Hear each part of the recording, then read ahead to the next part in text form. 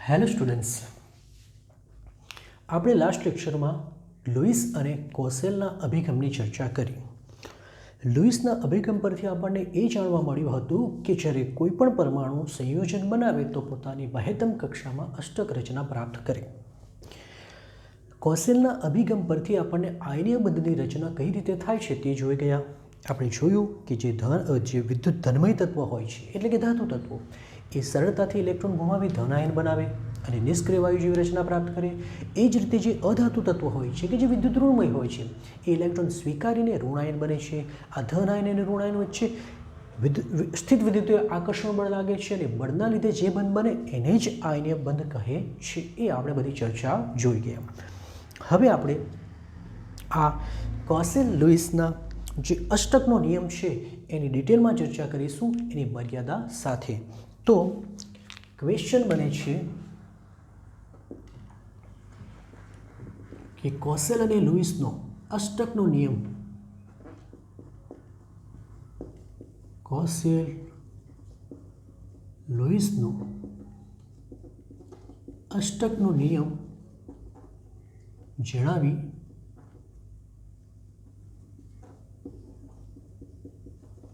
તેની મર્યાદા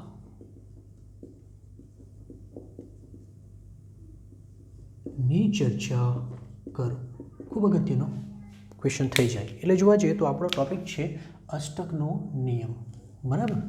ચાલો પ્રથમ નિયમ લખીશું, ત્યારબાદ આપણે એની મર્યાદાની ચર્ચા કરીશું. તો અષ્ટકનો નિયમ. કોસેલ અને લુઈસે રાસાયણિક બંધન માટે જે વાદ આપ્યો તેને ઇલેક્ટ્રોનીય વાદ કહેવામાં આવે. અને આ વાદ અનુસાર શું છે? કોસેલ લુઈસે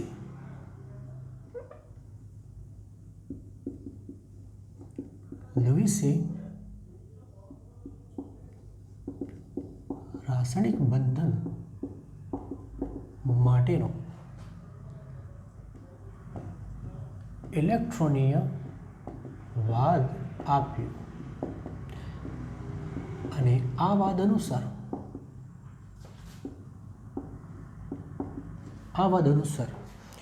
જ્યારે પરમાણુ ઇલેક્ટ્રોનની હેરફેર કરી આયનીય સંયોજન રચે. આપણે જોઈ ગયા કે હેરફેર શબ્દ આયનિક બંધ સાથે સંકળાયેલો છે, જ્યારે ભાગીદારી શબ્દો આવશે સહસંયોજક બંધ સાથે.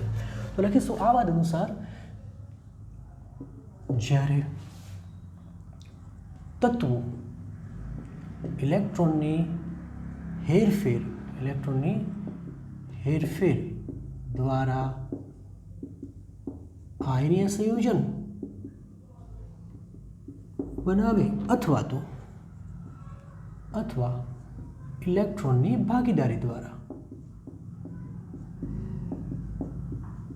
સહસંયોજક સંયોજન બનાવે ત્યારે ફરી પાછા કે તત્વો, જુદા જુદા તત્વો ક્યાં તો ઇલેક્ટ્રોનની હેરફેર દ્વારા આયનિક સંયોજન બનાવે, ક્યાં તો ઇલેક્ટ્રોનની ભાગીદારી દ્વારા સહસંયોજક સંયોજન બનાવે, ત્યારે તત્વો તેમની બાહ્યતમ કક્ષામાં અષ્ટક રચના પ્રાપ્ત કરે છે. ત્યારે તત્વો તેમની બાહ્યતમ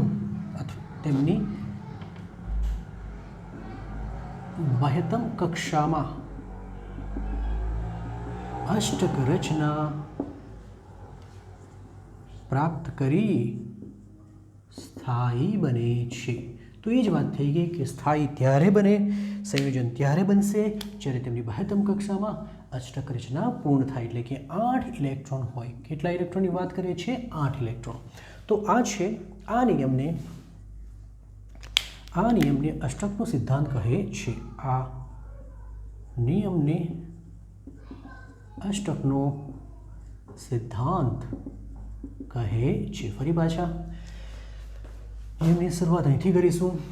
જ્યારે તત્વો ઇલેક્ટ્રોનની હેરફેર દ્વારા આયનિક બંધ બનાવે અથવા તો ઇલેક્ટ્રોનની ભાગીદારી દ્વારા સહસંયોજક બંધ બનાવે ત્યારે તત્વો તેમની બાહ્યતમ કક્ષામાં અષ્ટક રચના પ્રાપ્ત કરીને જ કરીને જ શું થાય છે? સ્થાયી થાય છે. તો એનો મતલબ એ થયો કે સ્થિરતાનો સંબંધ અષ્ટક રચના સાથે છે, અથવા તો કહી શકીએ છીએ કે અષ્ટક રચના પ્રાપ્ત કરીએ તો સ્થાયી થાય છે. આ એનો નિયમ છે. હવે નિયમ કરતાં એની મર્યાદા વધુ અગત્યની છે. તો હવે આપણે અષ્ટકના નિયમની મર્યાદાની વાત કરીશું. આ અષ્ટકનો નિયમ છે. હવે અષ્ટકના નિયમની મર્યાદાની ચર્ચા સાથે જ કરી લઈશું. ચાલો, પ્રથમ મર્યાદા શું છે? તો પ્રથમ એ છે કે અપૂર્ણ ઇલેક્ટ્રોન રચના. તો અષ્ટકનો નિયમ એમ કહે છે કે 8 ઇલેક્ટ્રોન થવા જોઈએ, પરંતુ તો જ સંયોજન સ્થાયી બને. અષ્ટકનો નિયમ એમ કહે છે. પરંતુ એવા ઘણા સંયોજનો અવેલેબલ છે, કુદરતમાં મળે છે, સ્થાયી છે, કે જેની બાહ્યતમ કક્ષામાં 8 ઇલેક્ટ્રોન કરતાં ઓછા પરમાણુ છે, તો તે છતાં બી સ્થાયી છે. તો લખી શકીએ એવા ઘણા સંયોજનો છે, સંયોજનો સ્થાયી છે કે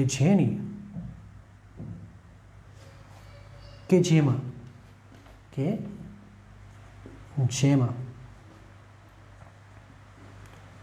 મધ્યસ્થ, એના માટે કેન્દ્રસ્થ શબ્દ પણ વાપરી શકાય. કેન્દ્રસ્થ પરમાણુની બાહ્યતમ કક્ષામાં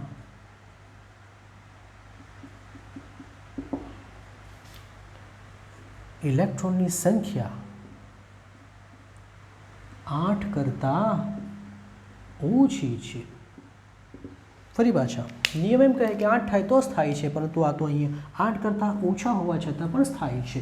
એનો મતલબ કે આ એની મર્યાદા છે કે આ વસ્તુ કેમ થાય છે એ આ નિયમ સમજાવી શકતો નથી. જો ઉદાહરણ જોઈએ તો એના ઉદાહરણની વાત કરીએ તો એમાં આવી શકે BeCl2 આવી શકે, BF3 આવી શકે, લિથિયમ ક્લોરાઇડ આવી શકે. આપણે જોઈ લઈએ, એક ઉદાહરણ જોઈ લઈએ વ્યવસ્થિત. ચાલો, બેરિલિયમની વાત કરીએ. બેરિલિયમની વાત કરીશું તો બેરિલિયમની બાહ્યતમ કક્ષામાં 2 ઇલેક્ટ્રોન છે. બેરિલિયમની બાહ્યતમ કક્ષામાં 2 ઇલેક્ટ્રોન છે, માત્ર ને માત્ર 2 ઇલેક્ટ્રોન છે. હવે જ્યારે એ 2 ઇલેક્ટ્રોન સાથે સહસંયોજક બંધ બનાવે ત્યારે એક ઇલેક્ટ્રોનની શું કરે છે? ભાગીદારી કરે છે. આ ક્લોરીન છે, આ ક્લોરીન છે. સમજો, આપણે ફક્ત ને ફક્ત મધ્યસ્થ પરમાણુ એટલે કે કેન્દ્રસ્થ પરમાણુની જ ઇલેક્ટ્રોન રચના જોતા છે. હવે તમે જોઈ શકો છો 1, 2, 3 અને 4 ઇલેક્ટ્રોન છે. જ્યારે ઇલેક્ટ્રોનની સંખ્યા કેટલી થવી જોઈએ? 8.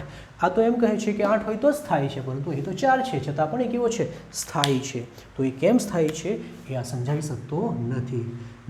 BF3ની વાત કરીશું તો BF3ની બાહ્યતમ કક્ષામાં 3 ઇલેક્ટ્રોન હોય છે, માટે 3 ફ્લોરિન સાથે સહસંયોજક બંધ બનાવે છે. હવે તમે જોઈ શકો છો એની બાહ્યતમ કક્ષામાં તો કેટલા ઇલેક્ટ્રોન છે? 6 ઇલેક્ટ્રોન છે, છતાં પણ એ સ્થાયી છે. તો આમ એવા પણ સંયોજનો અવેલેબલ છે, સ્થાયી છે, કે જેની અષ્ટક રચના પૂર્ણ નથી, અપૂર્ણ છે. માટે અપૂર્ણ અષ્ટક રચના એમ લખીશું. અપૂર્ણ અષ્ટક રચના. ઠીક છે. ચાલો, નેક્સ્ટ બીજું છે એકી સંખ્યામાં ઇલેક્ટ્રોન ધરાવતા સંયોજનો. એકી સંખ્યામાં ઇલેક્ટ્રોન ધરાવતા સંયોજનો. નોર્મલી અષ્ટક રચના એમ કહીશું એનો મતલબ કે ઇલેક્ટ્રોનની સંખ્યા તો બેકી સંખ્યા જ હોવી જોઈએ, જો કે 8 હોવા જોઈએ. આપણે હજુ સુધી 4 જોયા, 6 જોયા, પણ એકી સંખ્યામાં હોય એવું તો વાત ધ્યાનમાં લીધું જ નથી. તો આપણે તે પણ એવા પણ સંયોજનો છે. તો લખીશું કે એવા ઘણા સંયોજનો છે કે જેના મધ્યસ્થ પરમાણુની બાહ્યતમ કક્ષામાં એકી સંખ્યામાં ઇલેક્ટ્રોન હોય છે. ઉદાહરણ તરીકે NO અને NO2 ની વાત આવશે. NO અને NO2 ની NO ની ઇલેક્ટ્રોન રચના જોઈએ તો ધ્યાનથી જોજો. NO ની ઇલેક્ટ્રોન રચનામાં નાઇટ્રોજનની બાહ્યતમ કક્ષામાં 5 ઇલેક્ટ્રોન આવશે, બરાબર. તો 1 2 3 4 અને 5. ઓક્સિજનની બાહ્યતમ કક્ષામાં 6 ઇલેક્ટ્રોન આવે. તો આપણે ઓક્સિજનની ઇલેક્ટ્રોન રચના જોઈએ 1 2 3 4 5 અને 6. હવે થશે શું કે આ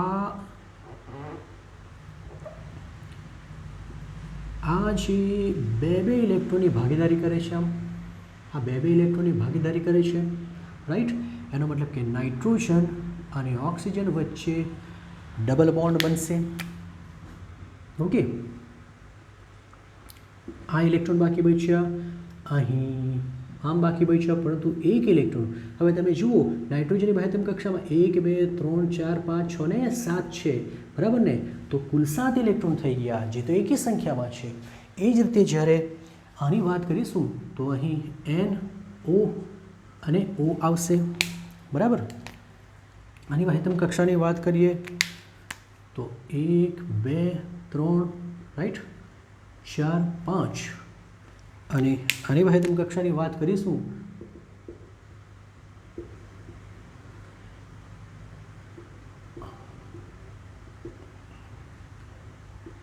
ઓકે. ચલો આ રીતે. તો અહીં ધ્યાનથી જુઓ,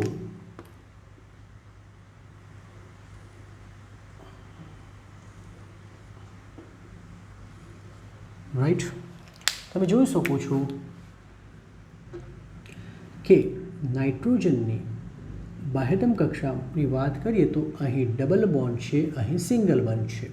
આ ઓક્સિજન છે જેની પાસે 1 2 3 4 1 2 3 4 5 6 અને આની પાસે એક જ ઇલેક્ટ્રોન છે, એટલે કે 1 2 3 4 5 6 ને 7 થાય છે, બરાબર.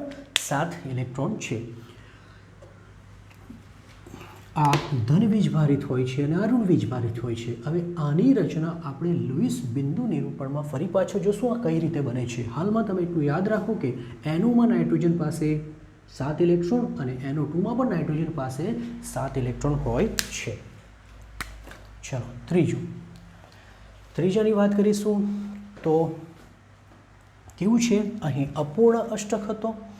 હવે ઇલેક્ટ્રોનની સંખ્યા વધુ હશે, માટે કહી શકીએ કે અષ્ટક રચના કરતાં વધુ ઇલેક્ટ્રોન, અષ્ટક રચના કરતાં વધુ ઇલેક્ટ્રોન ધરાવે. ચાલો, એવા પણ સંયોજનો છે કે જેમાં ઇલેક્ટ્રોનની સંખ્યા 8 કરતાં વધુ છે અને છતાં પણ તે સ્થાયી છે. એવા સંયોજનો છે કે જેના મધ્યસ્થ પરમાણુમાં ઇલેક્ટ્રોનની સંખ્યા 8 કરતાં વધુ છે છતાં તે સ્થાયી છે. ઉદાહરણ તરીકે વાત કરીએ તો SF6PCl5 હોઈ શકે. તમે જોઈ શકો છો કે સલ્ફરની બાહ્યતમ કક્ષામાં બોલો કેટલા ઇલેક્ટ્રોન હોય છે? 6 ઇલેક્ટ્રોન હોય છે. અને એ 6 ઇલેક્ટ્રોન 6 ફ્લોરિન સાથે શું કરે છે? ભાગીદારી કરે છે, રાઈટ. ફ્લોરિન સાથે ભાગીદારી કરે છે. આ એક ફ્લોરિન, આ એક ફ્લોરિન, આ એક ફ્લોરિન, આ એક ફ્લોરિન, આ એક ફ્લોરિન. તો આ બધા તત્વો ફ્લોરિન છે. તો હવે જોઈ શકો છો કે S સાથે આ રીતે જોડાયેલા હશે, પરંતુ ઇલેક્ટ્રોનની સંખ્યા ગણો તો 12 થશે. તે રીતે PCl5માં 10 થશે, 8 કરતાં વધુ છે છતાં પણ સ્થાયી છે. તો આ પણ એની મર્યાદા થઈ ગઈ. આ કોપી કરો, હજુ થોડું બાકી છે. નેક્સ્ટ મર્યાદા એ છે કે ઉમદા વાયુ તત્વોની અષ્ટક રચના પૂર્ણ હોય છે, એટલે કે NH2NP6 હોય છે. તેથી તેઓ સ્થાયી છે. અને જો સ્થાયી હોય, પહેલાંથી સ્થાયી હોય તો એ સંયોજન બનાવે નહીં. કયા નિયમ અનુસાર? અષ્ટકના નિયમ અનુસાર. સ્થાયી હોય છે, તેથી તેઓ સંયોજન બનાવતા હોવા જોઈએ નહીં. પરંતુ હવે નિષ્ક્રિય તત્વોના પણ સંયોજનો જોવા મળે છે. તો આ સંયોજનો કઈ રીતે બને છે એ આ સિદ્ધાંત સમજાવતો નથી, પરંતુ ઝેનોન F2, ઝેનોન F4 અને ઝેનોન F6 જેવા સંયોજનો સ્થાયી છે, જે અષ્ટકના નિયમની શું છે? મર્યાદા છે. કે શા માટે સ્થાયી છે, શા માટે આ બને છે, એ આ નિયમ સમજાવી શકતો નથી. પાંચમું છે, આ નિયમ સંયોજનની સ્થાયીતાની સમજૂતી આપી શકતો નથી.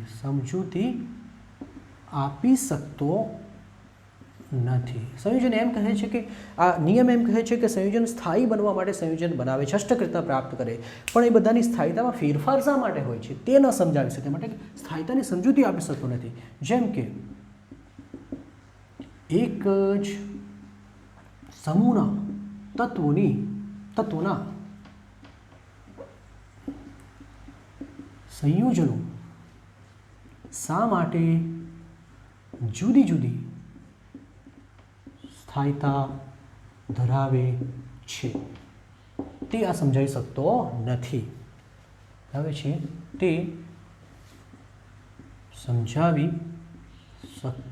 નથી. જેમ કે ઉદાહરણ તરીકે વાત કરીએ તો સમૂહ 15ના તત્વો નાઇટ્રોજન NH3 બનાવે, ફોસ્ફરસ પણ PH3 બનાવે, આર્સેનિક S પણ હાઇડ્રોજન સાથે જોડાઈને AsH3 બનાવે, એન્ટીમની H3 બનાવે અને બિસ્મથ પણ સંયોજન બધા સમાન છે, બધાની અષ્ટકૃતતા પૂર્ણ છે. તો પછી એક જ સમૂહના તત્વ હોય, સંયોજકતા સમાન હોય, બધાની અષ્ટકૃતતા પૂર્ણ હોય તો સ્થિરતા સમાન હોવી જોઈએ. પરંતુ તમે જે વાત કરશો તો સ્થિરતા એટલે કે સ્થાયીતા આ પ્રમાણે છે, અને આ સ્થાયીતા જુદી શા માટે છે એ આ સિદ્ધાંત સમજાવી શકતો નથી. તો શું લખ્યું ફરી પાછા?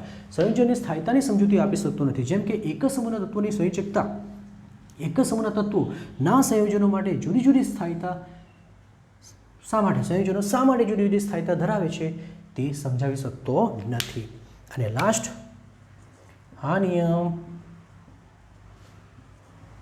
સંયોજનોના આકાર એટલે કે ત્રિપરિમાણીય રચનાની સમજૂતી આપતો નથી, ત્રિપરિમાણીય આકાર વિશે સમજાવતો નથી,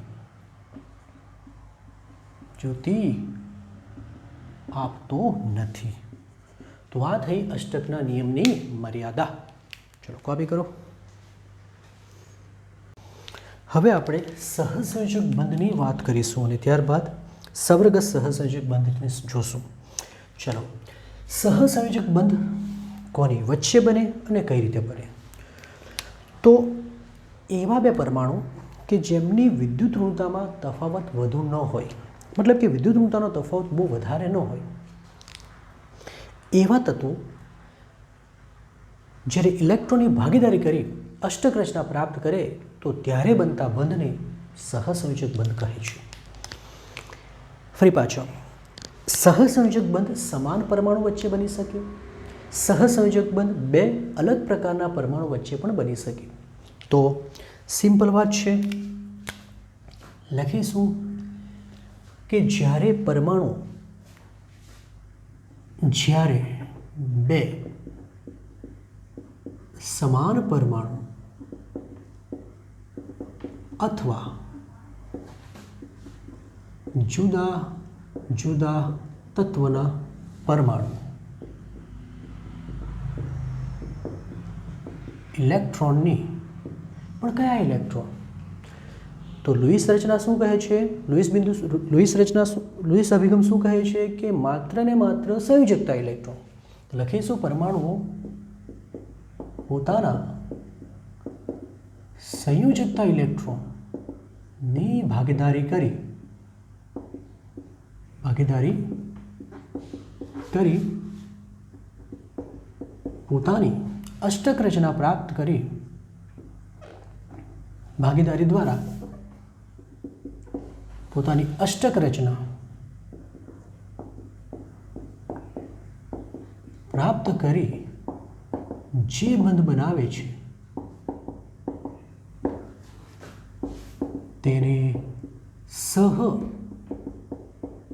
સંયોજક બંધ કહે છે.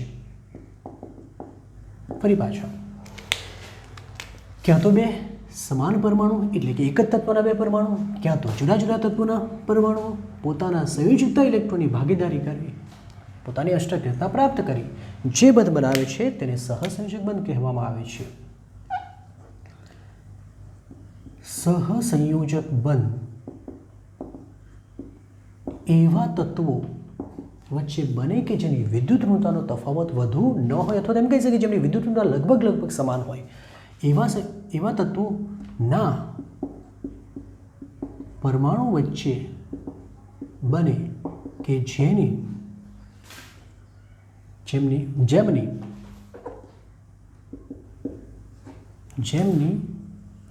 વિદ્યુત ઋણતા લગભગ સમાન હોય. લગભગ સમાન હોય મતલબ ફેરફાર વધારે હોવો જોઈએ નહીં. સામાન્ય રીતે અધાતુ તત્વો વચ્ચે જે બંધ બને એ સહસંયોજક પ્રકારનો હોય છે. લખી દઈશું, સામાન્ય રીતે ધાતુ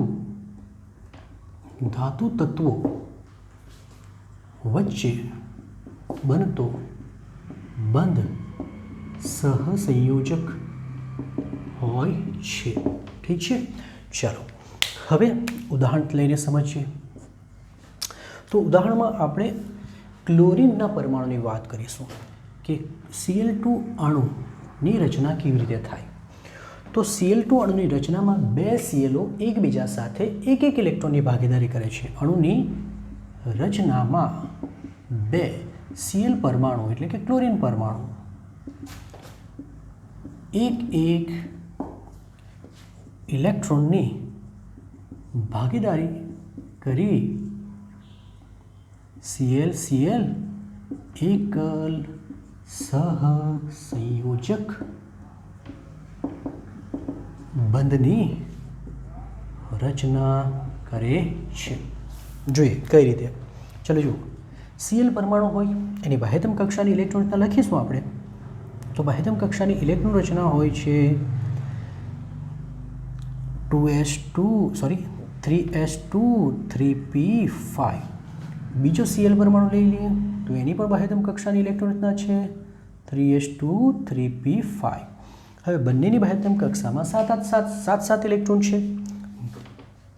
તો જ્યારે એ બંને શું કરશે, આની પાસે રહેલા 7 ઇલેક્ટ્રોન જો 8 કરવું હોય તો વિચારો, 8 કરવું હોય તો એક ઇલેક્ટ્રોન લેવો પડે.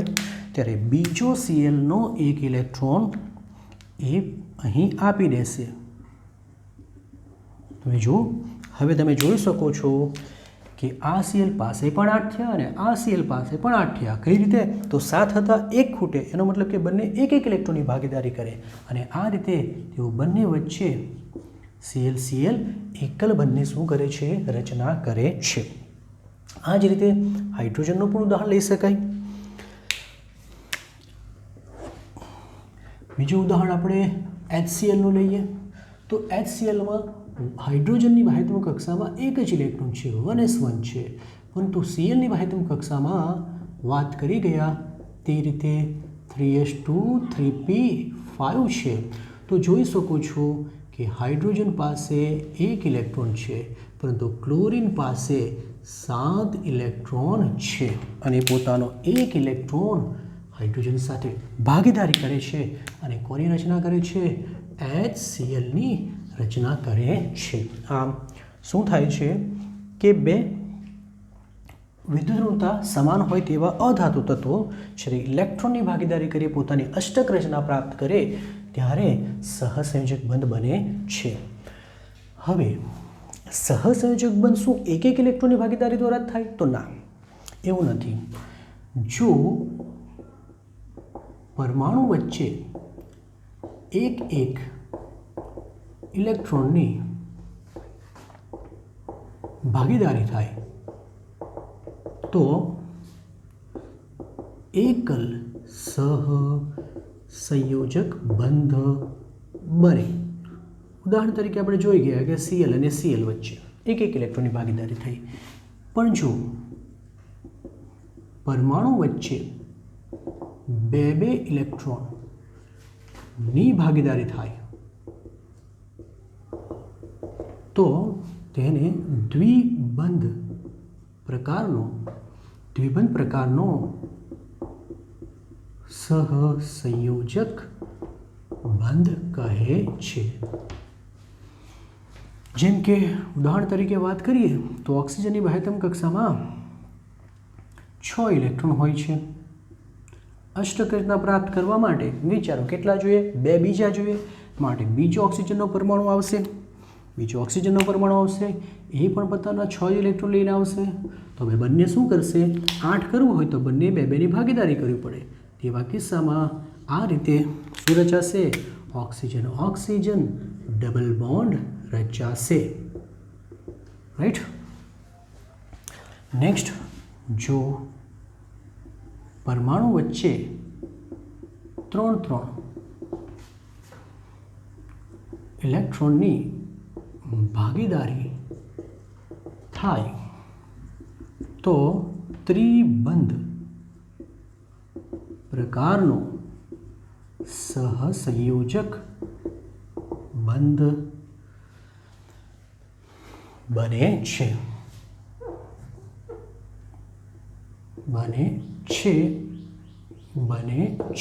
ઓકે.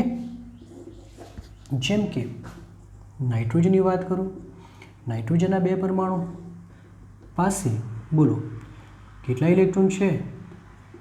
5 ઇલેક્ટ્રોન છે. નાઇટ્રોજનના 2 પરમાણુ 5 ઇલેક્ટ્રોન હોય છે.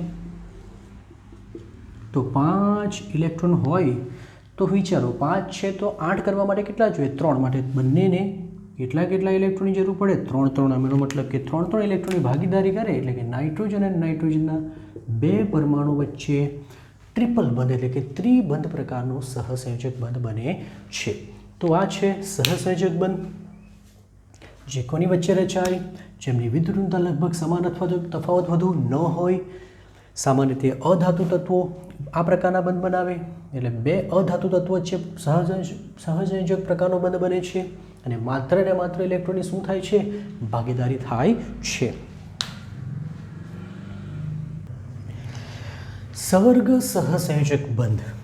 પ્રથમ તો એ લખી દઈએ કે આ સહસંયોજક વિશિષ્ટ પ્રકારનો સહસંયોજક બંધ છે એમ કહી શકાય, અથવા તો સહસંયોજક બંધનો જ એક પ્રકાર છે. આ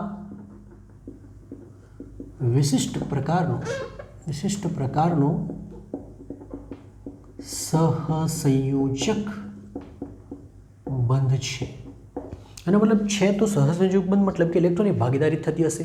ચલો સમજીએ શું અલગ છે અને શા માટે એને સવર્ગ સહસંયોજક બંધ કહેવામાં આવે. તો ધ્યાનથી જુઓ, આપણી પાસે NH3 એટલે કે એમોનિયાનો એક અણુ હોય. આપણી પાસે BF3 એટલે કે બોરોન ટ્રાઇફ્લોરાઇડનો અણુ હોય. તો શું છે તફાવત જોઈએ? આ બંને કઈ રીતે સંયોજાઈ શકે? તો નાઇટ્રોજનની વાત કરશો તો નાઇટ્રોજન 3 હાઇડ્રોજન સાથે સહસંયોજક બંધ બનાવે છે. બધાને ખ્યાલ જ છે 3 હાઇડ્રોજન સાથે સહસંયોજક બંધ બનાવે છે. એનો મતલબ કે નાઇટ્રોજનના 3 ઇલેક્ટ્રોન બંધમાં વપરાઈ ગયા છે. ક્લિયર? બંધમાં વપરાઈ ગયા છે. આ H છે, આ H છે, આ H છે. પરંતુ એક જે ઇલેક્ટ્રોન યુગ્મ છે, હવે શબ્દો સાંભળજો, ઇલેક્ટ્રોન શબ્દ ન વાપરીશું, ઇલેક્ટ્રોન યુગ્મ. આ જે ઇલેક્ટ્રોનો છે આ જે બંધમાં વપરાયા છે, આ જે છે તે બંધમાં વપરાયા છે. આપણે હવે આને આ રીતે લખીશું N H H અને H. ક્લિયર? આને પણ એક રીતે લખીશું B F F અને F. તો આ જે 3 બંધો છે એ તો સહસંયોજક બંધો છે, કારણ કે ઇલેક્ટ્રોનની ભાગીદારી થયેલી છે, એક ઇલેક્ટ્રોન નાઇટ્રોજનનો, એક ઇલેક્ટ્રોન હાઇડ્રોજનનો. આ જે ઇલેક્ટ્રોન યુગ્મ છે એને કહેવાય બંધકારક ઇલેક્ટ્રોન યુગ્મ. તો જરા સમજો કે આ જે ઇલેક્ટ્રોન છે, આ જે સહસંયોજક બંધમાં બંધાયેલા છે એને કહેવાય બંધકારક ઇલેક્ટ્રોન યુગ્મ. શબ્દ બરાબર સાંભળજો. બંધમાં વપરાયેલા હોવાથી એને બંધકારક ઇલેક્ટ્રોન યુગ્મ કહે છે. પરંતુ તમે જોશો કે આ જે 2 ઇલેક્ટ્રોન છે બંધમાં વપરાયા નથી, માટે એને કહેવાય અબંધકારક ઇલેક્ટ્રોન યુગ્મ. ફરી પાછા, જે ઇલેક્ટ્રોન યુગ્મ બંધમાં વપરાયા છે એને બંધકારક કહેશું. જેમ કે આ અને આ બધા જ આ બંધકારકો છે. જ્યારે આ જે 2 ટપકા છે એટલે 2 છે ઇલેક્ટ્રોન એટલે કે યુગ્મ છે એ બંધમાં વપરાયા નથી. હવે આ જ રીતે આપણે બોરોનની વાત કરીએ તો બોરોનની બાહ્યતમ કક્ષામાં 1, 2 અને 3 જ છે. બોરોનની બાહ્યતમ કક્ષામાં 3 જ ઇલેક્ટ્રોન છે, માટે 3 જ ઇલેક્ટ્રોનની શું કરી શકે? ભાગીદારી કરી શકે. આ ફ્લોરિન છે, આ ફ્લોરિન છે, આ ફ્લોરિન છે. તો તમે જોઈ શકો છો કે આ જે તત્વ છે જેની અષ્ટક રચના પૂર્ણ છે, પણ આ જે સંયોજન છે તેના મધ્યસ્થ પરમાણુની અષ્ટક રચના અપૂર્ણ છે. બરાબર? તો આપણી પાસે એવા 2 સંયોજન છે કે જેમાં એક સંયોજનના મધ્યસ્થ પરમાણુની અષ્ટક રચના પૂર્ણ છે અને એની પાસે અબંધકારક ઇલેક્ટ્રોન યુગ્મ છે. જ્યારે બીજું સંયોજન એવું છે કે જેની અષ્ટક રચના અપૂર્ણ છે એટલે 8 કરતાં ઓછા ઇલેક્ટ્રોન છે. તો તેવા કિસ્સામાં શું થશે? એવા કિસ્સામાં એવું થાય કે અહીં આ બંને પણ વિચારે કે ચલો આપણે પણ સહસંયોજક બંધ બનાવીએ, પણ આની પાસે 2 ઇલેક્ટ્રોન, આની પાસે ઇલેક્ટ્રોન નથી, માટે એક ઇલેક્ટ્રોનની ભાગીદારી થઈ શકે નહીં. તો તેવા કિસ્સામાં નાઇટ્રોજન કહે કે મારી પાસે બંને ઇલેક્ટ્રોન છે, હું જ 2 ઇલેક્ટ્રોન દાન કરું. વાત સમજ પડે છે? નાઇટ્રોજન જ બંને ઇલેક્ટ્રોન દાન કરે એટલે કે આ ઇલેક્ટ્રોન ડોનેટ કરશે આને, અને તેથી એ ઇલેક્ટ્રોન ડોનેટ કરશે એટલે કે આ હાઇડ્રોજન, આ હાઇડ્રોજન, આ હાઇડ્રોજન, આ ફ્લોરિન, આ ફ્લોરિન અને આ ફ્લોરિન, આ જે 6 લાઈન દેખાય છે બધા સહસંયોજક બંધ છે, કારણ કે આપસમાં ભાગીદારી થઈ છે. પરંતુ અહીં તો નાઇટ્રોજન એકલો જ બંને ઇલેક્ટ્રોન દાન કરે, તો ત્યારે વિશિષ્ટ પ્રકારનો બંધ રચાય જેને તીર દ્વારા દર્શાવવામાં આવે. અને આ બંધ કે જેમાં સહસંયોજક બંધ બનવા માટે જરૂરી બંને ઇલેક્ટ્રોન એક જ તત્વ દાન કરે અને બીજો એનો સ્વીકાર કરે, એને કહેવામાં આવે સવર્ગ સહસંયોજક બંધ. તો વાત ક્લિયર હોવી જોઈએ. તો આમ કહી શકાય કે NH3 અને BF3 વચ્ચે સહસંયોજક બંધ બને છે, જેમાંથી નાઇટ્રોજન પોતાના ઇલેક્ટ્રોન કોને દાન કરે છે? અષ્ટક અપૂર્ણ હોય એવા તત્વને. ક્લિયર? તો સવર્ગ સહસંયોજક બંધ બનવા માટેની 2 જરૂરિયાત શું? કે એક તત્વ પાસે શું હોવો જોઈએ? અબંધકારક ઇલેક્ટ્રોન યુગ્મ, અને બીજાની અષ્ટક કેવી હોવી જોઈએ? અપૂર્ણ હોવી જોઈએ. તો જ તો ઇલેક્ટ્રોન સમાવી શકે. અને જો પહેલાથી જ આના 8 હોય તો પછી 10 થોડા કરી શકે. તો બરાબર, તો લખીશું કે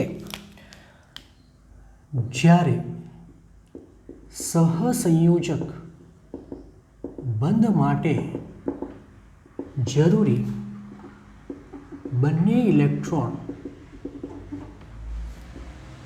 2 માંથી એક જ પરમાણુ આપે અને બીજો તેનો શું કરે? અને બીજો તેનો સ્વીકાર કરે, ત્યારે રચાતા બંધને સવર્ગ સહસંયોજક બંધ કહે છે. બંધની રચના માટેની શરત શું? કે એક તત્વની અષ્ટક રચના પૂર્ણ હોવી જોઈએ અને તેની પાસે શું હોવો જોઈએ? અબંધકારક ઇલેક્ટ્રોન. આ બંધની રચનામાં એક અણુના અથવા તો એક તત્વની અષ્ટક રચના પૂર્ણ હોવી જોઈએ અને ઓછામાં ઓછો એક શું હોવો જોઈએ? અબંધકારક ઇલેક્ટ્રોન યુગ્મ હોવો જોઈએ. જ્યારે બીજા તત્વની અષ્ટક રચના અપૂર્ણ હોવી જોઈએ. જ્યારે બીજા તત્વની અષ્ટક રચના અપૂર્ણ હોવી જોઈએ. રાઈટ? તો આની શરત છે. ફરી પાછા જે બંધમાં વપરાઈ ચૂક્યા છે પહેલાંથી જ તેને બંધકારક એટલે કે સહસંયોજક બંધ બનાવે તેને બંધકારક ઇલેક્ટ્રોન યુગ્મ કહેવાય. પણ જે એમના એમ ઇલેક્ટ્રોન પડેલા છે જેને અબંધકારક ઇલેક્ટ્રોન યુગ્મ કહેવાય ને અબંધકારક ઇલેક્ટ્રોન યુગ્મ જ સવર્ગ સહસંયોજક બંધ રચી શકે જેને તીર દ્વારા દર્શાવવામાં આવે છે. આ એક ઉદાહરણ થઈ ગયું આપણું. આ એક ઉદાહરણ થઈ ગયું. તમે બીજું પણ એક ઉદાહરણ સમજી શકો. તમે H3O પ્લસમાં પણ સવર્ગ સહસંયોજક બંધ બને છે. જેમ કે ઓક્સિજનની વાત કરીએ તો હાઇડ્રોજન સિવાય એની પાસે 2 અબંધકારક ઇલેક્ટ્રોન યુગ્મ હોય છે. જ્યારે H પ્લસ કે જેની પાસે ઇલેક્ટ્રોન છે જ નથી, આ પાણીનો અણુ છે અને આ H પ્લસ છે, આની પાસે 2 અબંધકારક ઇલેક્ટ્રોન યુગ્મ છે પણ આ તો H પ્લસ છે એટલે ઇલેક્ટ્રોન યુગ્મ છે જ નહીં. તો આ એને દાન કરી શકે અને તેવા કિસ્સામાં આ તો સહસંયોજક, આ પણ સહસંયોજક, પરંતુ આ H પ્લસ બનાવે એટલે કે બરાબર. ઓકે. જે ઇલેક્ટ્રોન યુગ્મ દાન કરે તેના પર ધન વીજભાર અને જે સ્વીકારે તેના પર ઋણ વીજભાર હોય છે. માટે આના પર ઋણ વીજભાર અને આના પર ધન વીજભાર હોય છે. જે ઇલેક્ટ્રોન યુગ્મ બરાબર જે ઇલેક્ટ્રોન યુગ્મ દાન કરે તે ધન વીજભારિત બને, એના પર ધન વીજભાર હોય છે. બરાબર. તો તે જ રીતે અહીં H નો ધન વીજભાર આના પર આવી જશે, ઋણ વીજભાર નહીં હશે. બરાબર. અને એક હજુ શું બાકી છે? ઇલેક્ટ્રોન યુગ્મ. તો આ રીતે પાણી H3O પ્લસમાં તમે સવર્ગ સહસંયોજક જોઈ શકો. હવે બીજા ઉદાહરણમાં H2SO4 પણ આવી શકે. રાઈટ? ઇલેક્ટ્રોન યુગ્મ દાન કરે તે કેવો વીજભાર ધરાવે? ધન વીજભારિત બને છે. ચાલો કોપી કરો.